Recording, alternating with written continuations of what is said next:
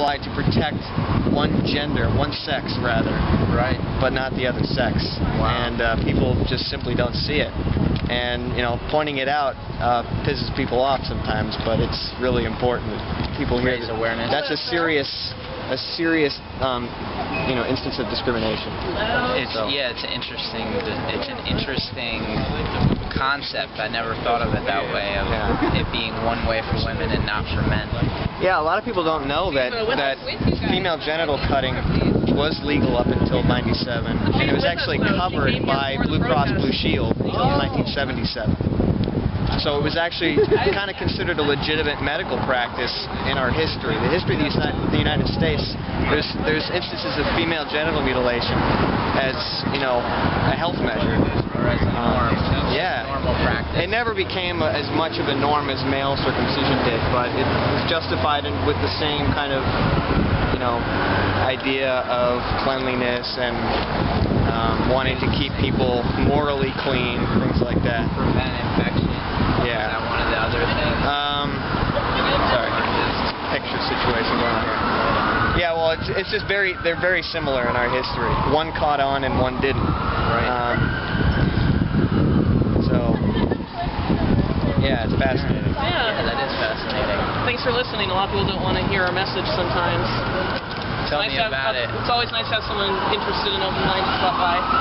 Well, chiropractic, I had to have an open mind to first go and see a chiropractor. I had no idea what I was getting myself into, and it changed my life. So it taught me never to just make assumptions, because you could really learn something that could help you in a major way, and that's what I learned with chiropractic, and that's why I share that gift with people. And I appreciate you sharing how you really appreciate it and how you go see your chiropractor on a regular basis. I love my chiropractor. And it's one of those things where when you start talking to people about chiropractic, they don't want to hear about it because you're talking about their health. And I tell them, my headaches, I don't get them anymore, and they're, I don't know what that's about. Medical doctors kind of poo-poo them also, and I tell you, I went to a chiropractor, and he took care of he not only took care of my problem, he said, I know it's causing your problem too, and I said, wow, okay, he was absolutely right.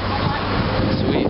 Talking in the old days with the phone like this all the time totally screwed my back up, and he Vincent said, don't do that anymore. It's just one of those things, I think like circumcision, like the adjustment is very misunderstood. Like you said, most people think circumcision is for a number of reasons that are not really based on fact or science, when the same is true about chiropractic adjusting. Yeah, not really, hear some people talk. People are like, you get cracked and it hurts and it's uncomfortable and it can kill you, it can cause a stroke, and it's like, where are you getting this from? If you hear some people talk, you think everybody that's intact is just covered in cancer and AIDS and all kinds of horrible health problems. It's not true whatsoever. They're aware of the myths, the pseudo benefits, but they're not aware of what they're taking away. When you look at it, it's not rocket science. It's very easy to get that this is a very horrible thing to do to another human being. Therefore, you have to invent all these different kinds of reasons to do it or distract yourself.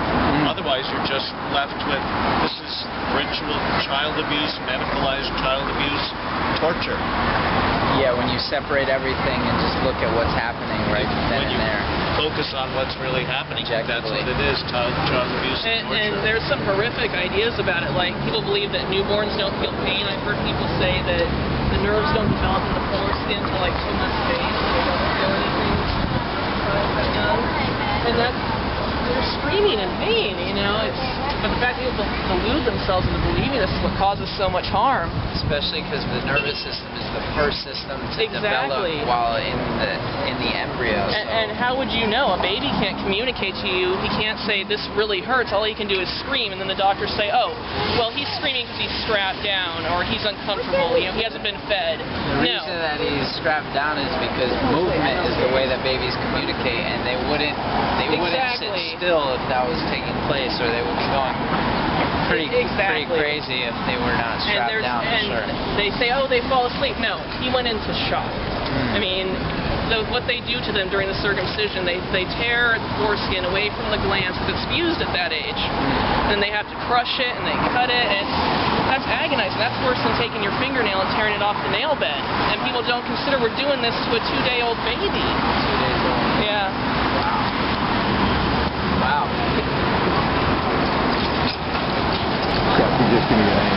Yeah, my name is Dr. Benjamin Glass. I'm a Most people don't chiropractor. know what that is. Here in I have to Oakland? write it out. Here in Oakland and serve in the Bay Area, donation-based chiropractic, taking care of whoever needs it when they need it, and just offering people another alternative choice to natural health. So, Wonderful. Thank you.